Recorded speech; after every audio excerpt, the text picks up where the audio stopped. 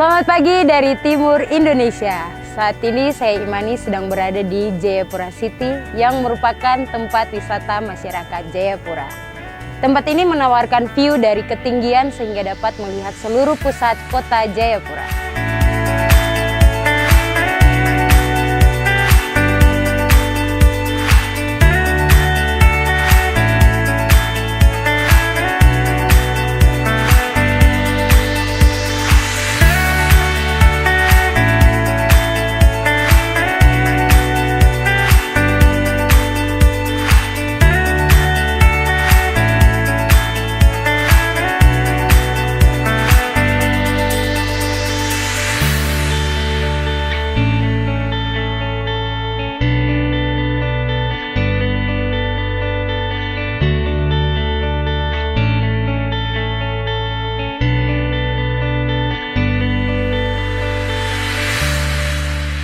Tempat ini sering dijuluki masyarakat setempat siang singkong, malam Hongkong, karena siang tampak panas dan agak gersang, sedangkan malam sekilas seperti Hongkong, walaupun tidak sebagus Hongkong.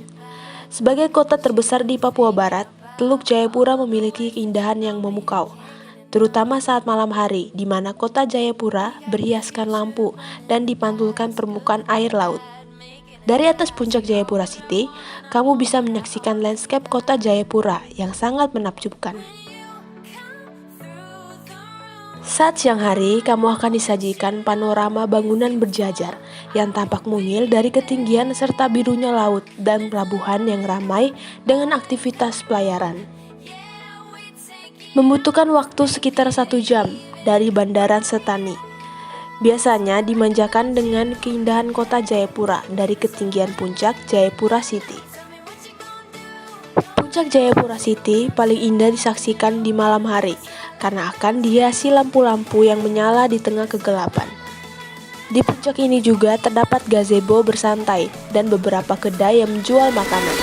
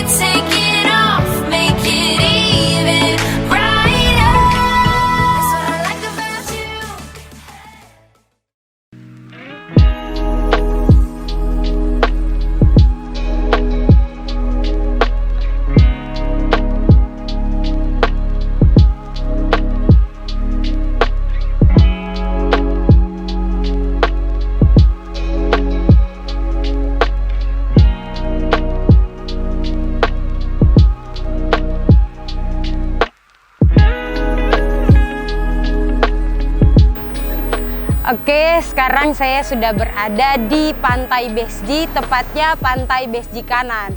Di sini ada 2 lokasi Besji Kanan dan kiri. Terlihat sangat jelas, pasirnya sangat putih dan pemandangan lautnya sangat keren, guys. Mau tahu bagaimana pemandangan di sini? Ikutin saya saja terus.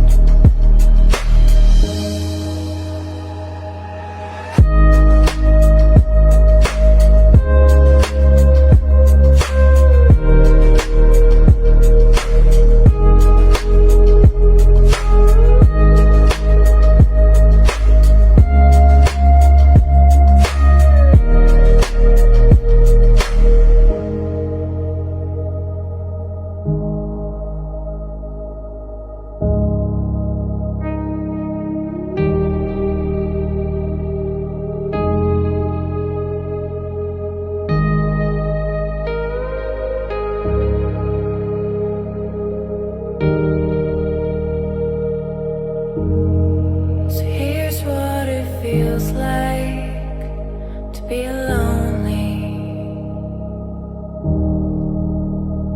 And no, I'm not afraid. No, I will be okay. Benar-benar ini view yang sangat memanjakan mata dengan menikmati secangkir kopi. And now I'm far from home, and I'm not sure where to go.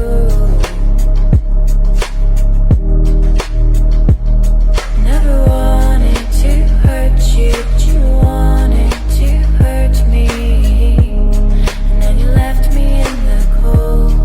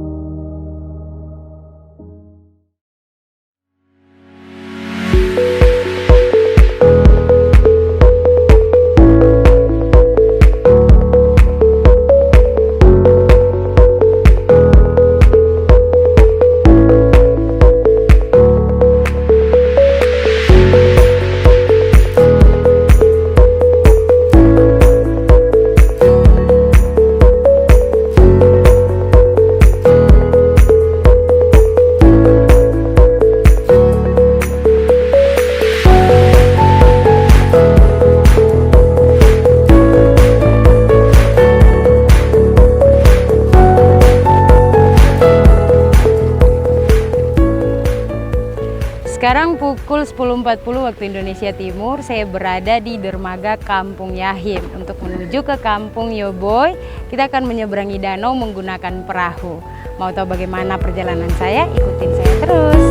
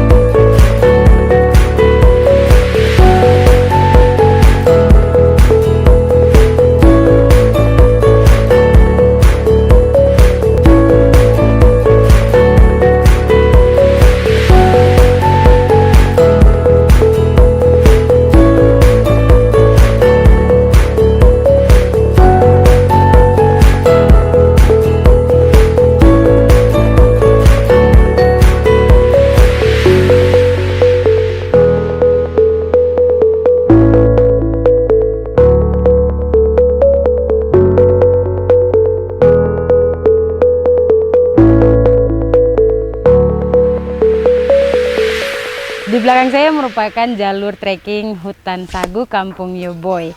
Untuk mencapai ke dalam hutan sagu, jalur ini mencapai 450 meter. Dan terdapat adanya 4 gazebo yang menjadi tempat peristirahatan atau bersantainya para pengunjung. Untuk itu ikutin saya untuk melihat ke dalam hutan sagu.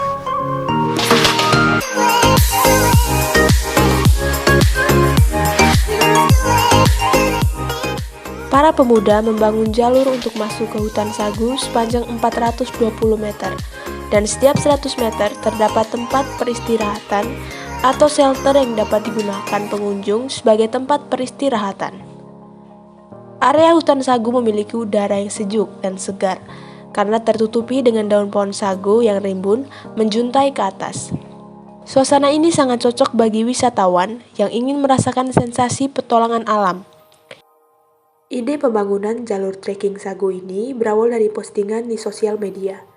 Pembangunan jalur ini pun mendapat bantuan Kantor Dinas Kehutanan dan Lingkungan Hidup Provinsi Papua melalui cabang Dinas Kehutanan Jayapura.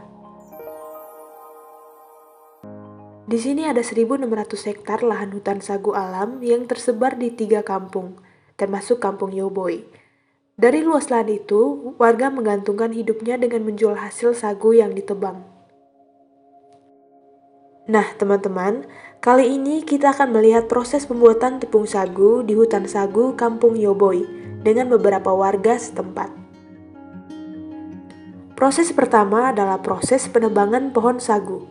Setelah menebang pohon sagu, kita akan berlanjut dengan memotong batang pohon sagu menjadi beberapa bagian untuk diparut. We found our place on the branch of an old gum tree. Di proses penebangan, pemotongan, serta pemarutan ini, warga kampung laki-laki akan lebih mengambil alih, sedangkan untuk para perempuan mencuci sagu. And birds would sing on the banks of a narrow stream.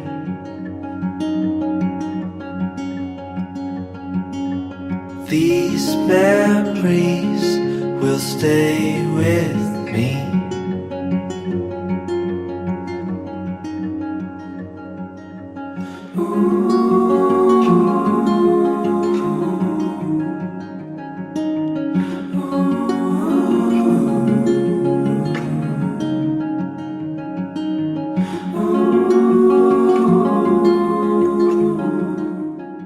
Setelah proses pemarutan, sagu akan dicuci bersih dengan air sungai. Pencucian ini yang memakan waktu yang cukup lama. Nah, yang terpakai di sini adalah saripati sagu atau endapan dari cucian sagu tadi. Setelah ini, airnya akan dibuang dan dikeringkan atau dijemur. Barulah tepung sagu bisa diolah, sedangkan ampasnya akan dijadikan atau dimanfaatkan menjadi pupuk organik.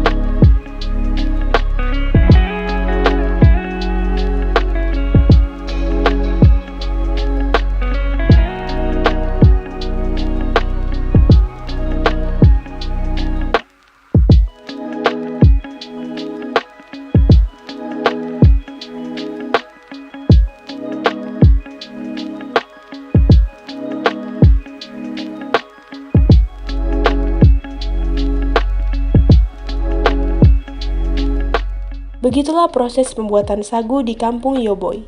Selanjutnya, kita akan mengintip sedikit bingkisan dari galeri oleh-oleh.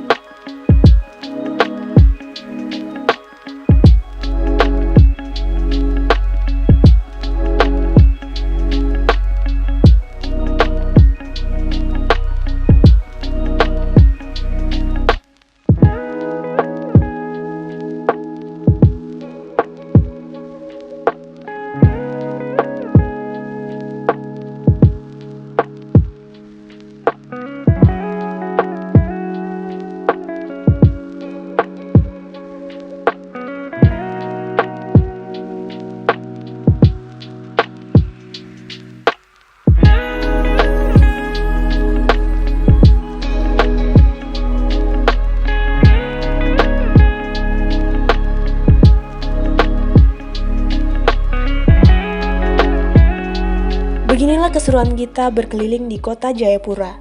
dengan beragam kebudayaan dan keseruan dalam pembuatan sagu yang tentu akan menjadi pelajaran yang sangat berarti. Dan jangan kemana-mana, setelah ini teman-teman akan melanjutkan perjalanan di kota selanjutnya. Penasaran? Tetap di acara Back to Culture.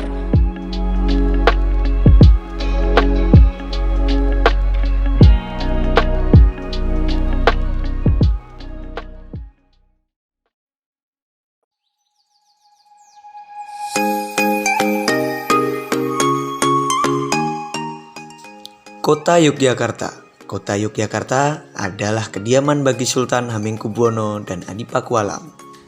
Kota Yogyakarta merupakan salah satu kota terbesar di Indonesia dan kota terbesar keempat di wilayah Pulau Jawa bagian selatan menurut jumlah penduduknya.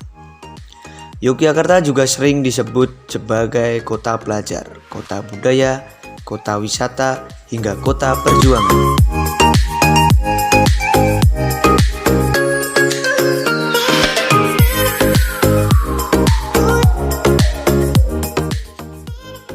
Halo teman-teman, selamat datang di Yogyakarta. Saya Kirana Galus Panjalu akan menemani kalian semua untuk melihat-lihat budaya Yogyakarta. Apa saja keunikan dan ciri khasnya? Ikuti saya terus ya. When you come through the room, I know that you know if you fall, I won't be there. Let's light up like the moon. Yeah, we take it off, make it even brighter. That's what I like about you. Hey, that's what I like. Tell me what you gonna do. Know that I want you. You know that I need. That's what I like about you. Hey, that's what I like. Nah teman-teman, saat ini saya sudah berada di salah satu lokasi terkhas kota Jogja, yaitu Malioboro. Malioboro ini terkenal sebagai surga belanja cenderamata dan barang kerajinan khas Jogja. Siapa yang tidak tahu dengan kawasan Malioboro Jogja? Kawasan ini merupakan jantung kota serta simbol dari kota Yogyakarta. Bahkan sebagian orang serasa belum lengkap ketika datang ke Jogja kalau belum mampir ke Malioboro. Tapi di balik keistimewaan itu ada sejarah panjang tentang Malioboro. Sejarah mengatakan dulu diawali dengan keberadaan Keraton Yogyakarta pada abad 18. Jalan Malioboro Jogja masih berupa jalan tanah tanpa nama. Jalan itu terhubung antara Keraton Yogyakarta dan Tugu Golok Gilik membentuk garis lurus dengan Gunung Merapi.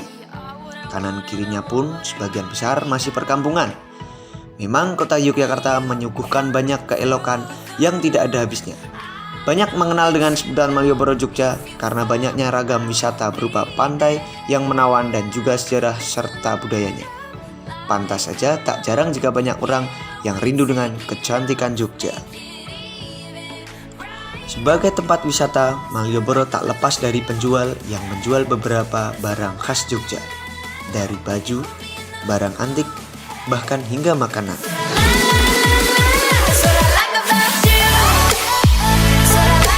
Nah teman-teman, sebelum masuk ke dalam pasar, jangan lupa untuk tetap mematuhi protokol kesehatan dengan mencuci tangan dengan sabun. Di dalam kawasan Malioboro juga terdapat salah satu pasar tertua dengan nilai historis dan filosofi yang melekat dengan Keraton Yogyakarta, atau yang biasa disebut dengan Pasar Bringharjo. Pasar ini dibangun pada 1758 dan bertahan dari masa kerajaan hingga saat ini. Bringharjo sendiri memiliki makna hutan pohon beringin. Harapannya, pasar ini dapat membawa kesejahteraan bagi warga Yogyakarta. Pasar Bringharjo mempunyai dua bangunan, bangunan barat dan bangunan timur. Bangunan timur terdiri dari 2 lantai dan untuk bagian barat terdiri dari 3 lantai. Pintu utama pada Pasar Bringharjo terletak di bagian barat menghadap ke Jalan Malioboro. Pada pintu masuk pasar ini terdapat tulisan aksara Jawa dan aksara Latin. Di Pasar Bringharjo, pengunjung bisa menemukan beragam oleh-oleh sebagai buah tangan khas kota Yogyakarta. Antara lain seperti baju dan kain batik, aneka rempah-rempah khas yang jarang ditemui di kota lain, aneka barang antik, aneka jajanan pasar tradisional, aneka kerajinan tradisional hingga souvenir pengantin, kebaya modern maupun kebaya kuno.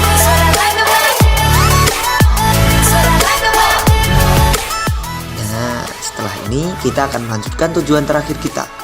Jadi jangan kemana-mana, tetap di Back to Culture. Together forever, forever for real. Close your eyes, we will forget what we know. Just jump in and let's go for a ride. All through the night, all through the day.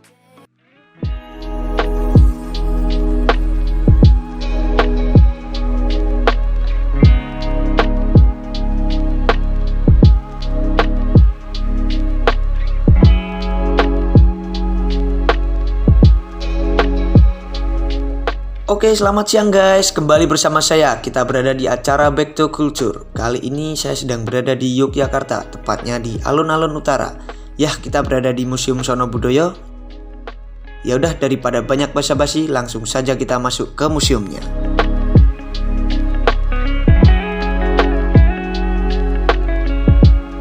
Museum Sono Budoyo adalah museum sejarah dan kebudayaan Jawa yang termasuk bangunan arsitektur klasik Jawa.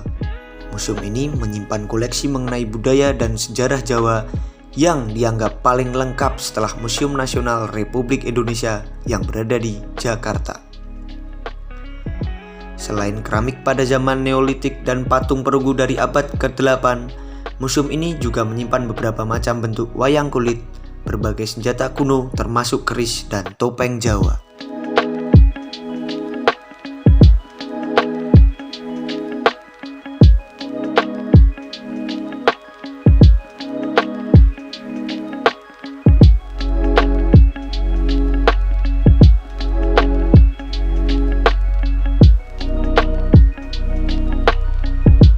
Assalamualaikum, selamat siang Bapak. Selamat siang. Saya akan bertanya sedikit tentang Museum Sono Budoyo Oke, ini. boleh. Kalau boleh tahu Museum Sono Budoyo itu museum seperti apa ya Pak? Oke, Museum Sono Budoyo itu merupakan museum sejarah dan museum budaya yang dimana kita memiliki beragam sekali jenis koleksi. Kurang lebih ada 10 jenis koleksi dari etnografika, biologika, terus kita ada numismatika dan lain sebagainya. Total koleksi yang kami miliki ada kurang lebih 65.000 buah. Gitu. Wow, banyak ya Pak. Untuk museum ini sendiri didirikan pada tahun berapa ya Pak? Untuk museum ini awalnya dulu ini merupakan sebuah yayasan, Ya. yayasan dari Java Institute. Jadi Java Institute merupakan sebuah lembaga ilmiah yang dimana mengurusi terkait kebudayaan Jawa, Sunda, Bali dan juga Lombok serta Madura. Nah, dari yayasan itu tercipta sebuah kongres kebudayaan yang ada di Surakarta. Nah, saat itu kongres itu disepakati bahwasanya perlu adanya sebuah museum untuk lebih mengelola dengan jelas aset-aset budaya yang ada. Maka dari itu lahirlah nama Museum Sono Budoyo yang lahir pada tahun 1865. Untuk yayasannya itu asli dari Indonesia. Betul, iya. Jadi yayasan itu dulu memang dikelola oleh VOC awalnya ya. Lalu memang akhirnya dia menjadi sebuah yayasan yang dikelola oleh bangsa Indonesia. Apakah sampai sekarang museum ini masih ramai dikunjungi oleh kalangan masyarakat? Oke, lumayan. Jadi selama pandemi dari mulai akhir tahun 2020 sampai sekarang akhir 2021 kita selalu buka terus. Kita tidak pernah tutup untuk museumnya kecuali kemarin saat PPKM level 4 yang mengharuskan semua tempat itu tutup. Nah, jadi kami selalu buka dan alhamdulillahnya kita selalu dikunjungi oleh banyak wisatawan, baik dari wisatawan lokal maupun mancanegara. Dan bahkan sampai mancanegara. Betul, ya Pak? ya. Memang akhir-akhir ini di penghujung tahun 2021 ini sudah beberapa untuk wisatawan asing datang ke museum kami untuk berwisata di sini. Seperti itu. Untuk kalangan remaja, apakah masih banyak yang tertarik dengan budaya lokal, Bapak? Untuk saat ini bisa saya katakan cukup meningkat ya untuk kalangan remaja, baik dari teman-teman milenial dan juga generasi Z Ya. Sesuai data demografis kami itu hampir 46%. Hampir 64%. 46. 46%. Iya, 46% mendekati 50%. Wisatawan yang datang ke Museum Seni Budaya adalah teman-teman remaja.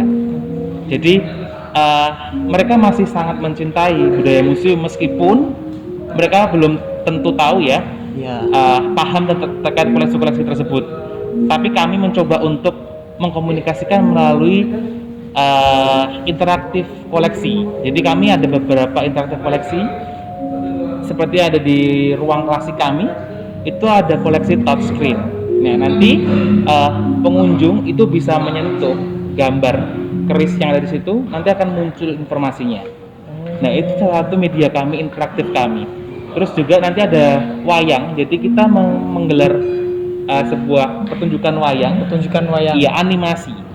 Nah, jadi pengunjung yang kepo terkait wayang itu seperti apa ditampilkan dan lakonnya seperti apa, itu juga bisa disaksikan di museum ini secara singkat. Nah, dan juga kita ada gamelan. Jadi gamelan kita ada bisa dimainkan langsung seperti yang di samping itu. Ya. Itu bisa dimainkan oleh pengunjung. Oh, berarti pengunjung ini boleh memainkan gamelan yang ada di museum ini ya, Pak? Betul, kecuali gamelan yang ada di depan kita. Gamelan Riris Manis ini tidak boleh disentuh dan tidak boleh dimainkan karena memang itu adalah koleksi dari peninggalan Sultan Hamengkubuwono ke-6 dan itu memang sebuah benda sakral ya, seperti itu. Tapi ketika pengunjung bisa mendengarkan dari suara gamelan ini, jadi ada sensornya, ada 1, 2, 3, 4, 5 sensor. Itu nanti ketika pengunjung lewat, itu akan berbunyi suaranya. Seperti apa bunyi gong, seperti apa bunyi gendang dan segala macamnya. Seperti itu. Menurut info ya, Pak, ini Baik. di Instagram itu ada kayak fitur liburan ke Museum Sono Budoyo dan saya sempat melihat ada anak-anak sekolah banyak yang kesini. Itu untuk liburan kesini itu apa? Ada kegiatan apa selain cuman melihat dan belajar budaya ya, Pak? Oke, jadi selain kami menampilkan koleksi, yang ada di Museum Sono Budoyo, kami juga ada yang namanya atraksi pendukung koleksi. Atraksi pendukung koleksi ini kita ada bermacam-macam. Jadi kita ada pertunjukan padang bulan, itu kesenian kerakyatan dari daerah Jogja, Bantul, Kulon Progo, Sleman, dan Gunung Kidul. Dan juga kita ada wayang kulit yang berdurasi pendek 2 jam dari setiap Selasa malam. Jadi acara seperti itu tuh tidak setiap hari tetapi setiap Selasa malam. Jadi ada setiap hari. Setiap hari tetap ada. Senin, Selasa, Rabu, Kamis, Jumat, Sabtu, Minggu kita ada event, tapi Ya. ganti-ganti. Setiap Senin kita ada pertunjukan padang bulan dari jam 8 malam sampai jam 9 malam. Terus Selasa kita ada wayang kulit dari jam 8 malam sampai jam 10 malam. Terus Rabu Kamis kita ada kesenian kerakyatan seperti ada Baduy, Anggo, terus ada ketek ogleng, reok, terus ada juga tayub dan segala macamnya itu juga dari jam 8 sampai jam 9. Dan di Jumat, Sabtu, Minggu kita ada pertunjukan wayang topeng Panji. Kenapa wayang topeng Panji? Karena pertunjukan ini itu awalnya merupakan pertunjukan yang sakral, pertunjukan yang itu memang hanya ada di lingkup keraton. Nah, kemudian saat ini memang sudah ada perubahan kalau pumpung kesenian keraton ini bisa keluar dari keraton dan bisa dinikmati oleh masyarakat umum. Itu kita tangkap, itu kita pentaskan di Museum Sono Budoyo ini. Gitu. Dan untuk tiketnya itu cukup menurut saya cukup ramah ya, karena 20.000 untuk domestik dan juga 50 untuk mancanegara. Seperti itu. Saya mau bertanya lagi. Boleh? Museum ini tuh kalau bukanya untuk masyarakat itu jam berapa ya? Untuk museum kami secara operasional harian kita buka setiap hari Selasa sampai dengan hari Minggu. Jadi Senin kita tutup, kita buka dari jam 8 pagi sampai jam 3 sore. Sampai jam Iya, khusus untuk Jumat kita hanya buka sampai jam 4. Jam 14 atau jam 2. Oh, jam 2. Betul. Oke, mungkin seperti itu dulu, Pak. Oke. Yang bisa saya tanyakan. Terima kasih telah Siap. Terima kasih saya kembali. tanyain. Saya Saya mohon pamit. will stay with me.